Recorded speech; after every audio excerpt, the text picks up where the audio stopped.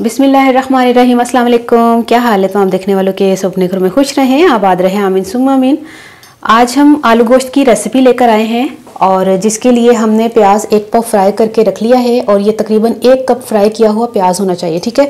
उसके अलावा हम इसको पीसेंगे लहसुन और अदरक को। अदरक जो है वो ये 2 टुकड़े थे और ये अदरक है और देखें ना दोनों का रंग ही एक जैसा लग रहा है, अदरक लग नहीं रहा, ये मैं बता दूं, ये अदरक है, ठीक है। और ये तकरीबन 15 से 20 जो है वो जवे लहसुन के, देखें इसमें बर्फ़ भी लगी हुई है, तो हमने छील के इसको फ्रीज़र में रखा हुआ था। इनका भी हम पेस्ट बनाएंगे और इसको भी हम पेस्ट बनाएंगे। फ्राई किया हुआ प्याज का भी पेस्ट बनेगा और इसका भी पेस्ट बनेगा, ठीक है। एक तो ये हो गया। तकरीबन इसको पीसने के बाद 2-2 खाने के चम्मच ये लहसुन अदरक का पेस्ट होगा और 1 कप फ्राई किया हुआ प्याज, आधा कप घी, ये घी में आलू गोश्त बनेगा और 1 पाव दही है।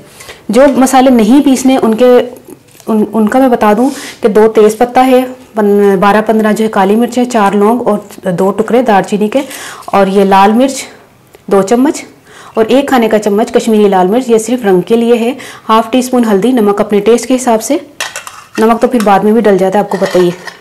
अच्छा, जिनको पीसना है वो ये है कि 1 खाने का चम्मच सफ़ेद ज़ीरा, 1 खाने का चम्मच कुटा हुआ, ये सूखा धनिया साबुत नहीं था इसलिए, लेकिन पीसना इसको भी पाउडर ही बनाना है।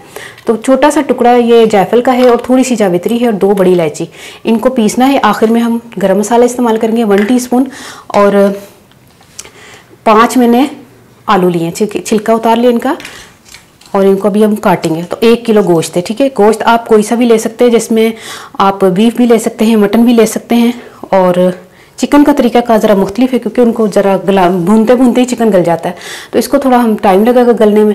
तो ये है बीफ, जो है वो 1 केजी बीफ मैंने लिया है, ठीक है। बीफ का आलू गोश्त बन रहा है, तो ये तमाम चीज़ें मैं पीस के लाती हूँ। ये पीस के लाना है, ये पीस के लाना है और ये पीस के लाना है।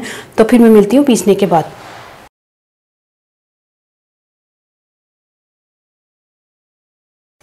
बिस्मिल्लाहिर्रहमानिर्रहीम। घी मैंने डाल दिया है और ये जमा हुआ घी जो है वो आधा कप, ठीक है। ये ना हो कि आप मेल्ट किया हुआ ले लें क्योंकि मेल्ट करने के बाद ये बढ़ जाएगा, ठीक है। सारा चंगी तरह निचोड़ना और इसी के साथ हमने लहसुन और अदरक का पेस्ट, देखिए कितना ज़्यादा है आलू गोश्त में, इतना ज़्यादा लहसुन अदरक का पेस्ट डल रहा है। तकरीबन 2 खाने के चम्मच लहसुन, 2 खाने के चम्मच अदरक का पेस्ट।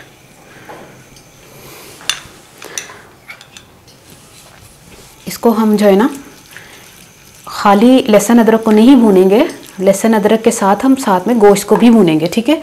1 केजी गोश्त है, इसको मैंने धो लिया है और हड्डी वाला गोश्त लेना है, मतलब हड्डी के साथ वाला, खाली बोटी नहीं लेनी क्योंकि खाली बोटी वाला आलू गोश्त जो है ना उसका टेस्ट इतना अच्छा नहीं आता, तो जितना अच्छा हड्डी वाले गोश्त के साथ आता है, ठीक है। फुल फ्लेम करके ना इसको भूनते हैं। जब ये अच्छी तरह भुनाई हो जाएगी फिर मैं मिलती हूँ। लहसुन अदरक के साथ गोश्त की अच्छी तरह भुनाई हो गई है और जो मसाले मैंने आपको बताया था कि ये पीसने हैं, ये वो वाले मैं डाल रही हूँ। सूखा धनिया, ज़ीरा, बड़ी इलायची और जायफल जावित्री, ये इसमें डाल दें। और जो नहीं पीसने थे और उसके साथ मिर्च, नमक और हल्दी थी, तो ये भी इसमें डाल दें, ठीक है।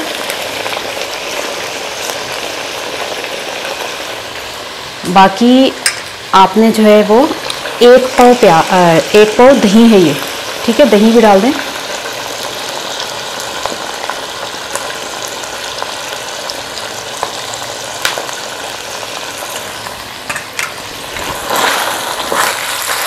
और जैसे ही दही डालें और मसाले डालें तो कलर देखें माशाल्लाह से है अज़मा, बड़ा प्यारा। तो हम पका रहे हैं मट्टी की हांडी में।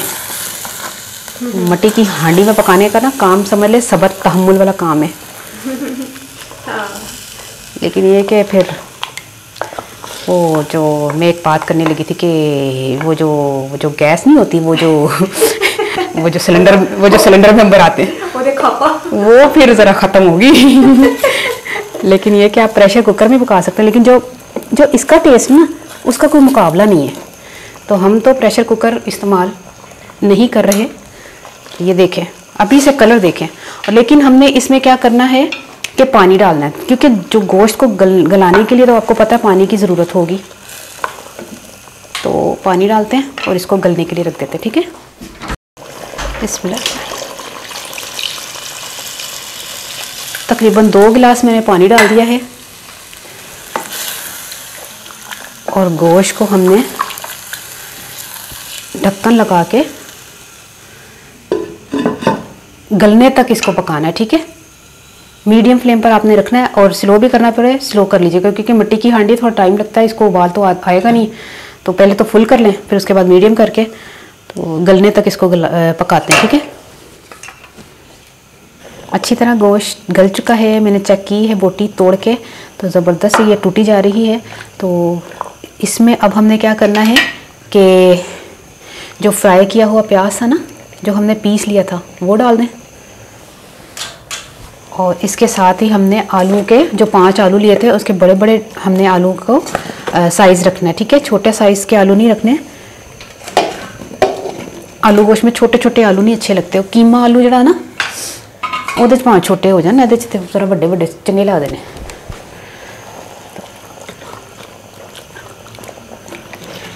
थोड़ा सा इसको ना तकरीबन 2-4 मिनट तक हम इसको भूनते हैं आलूओं के साथ में, फिर आलूओं को भी हम गलने का टाइम देंगे।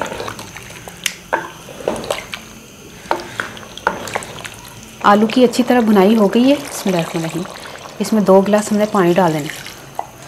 ठीक है, अगर आप चावलों के साथ खा रहे हैं तो शोरबा ज़्यादा कर लें, अगर आप रोटी के साथ खा रहे हैं तो शोरबा कम कर लें। तो अभी ये आलू को गलने में थोड़ा टाइम लगेगा, हम उस वक्त तक आलू को गलाते हैं। तो फिर मैं मिलती हूँ इंशाल्लाह आलू के गलने के बाद। आलू मैंने चेक किया, आलू माशाल्लाह ज़बरदस्त किस्म के गल चुके हैं। 4-5 आपने हरी मिर्चें डाल देनी है और थोड़ा सा हमने इसमें 1 टीस्पून के करीब गरम मसाला डाल देना है। और अब हमने इसको तकरीबन 5 मिनट तक स्लो फ्लेम पर रखना है। थोड़ा मिक्स कर दो गरम मसाला।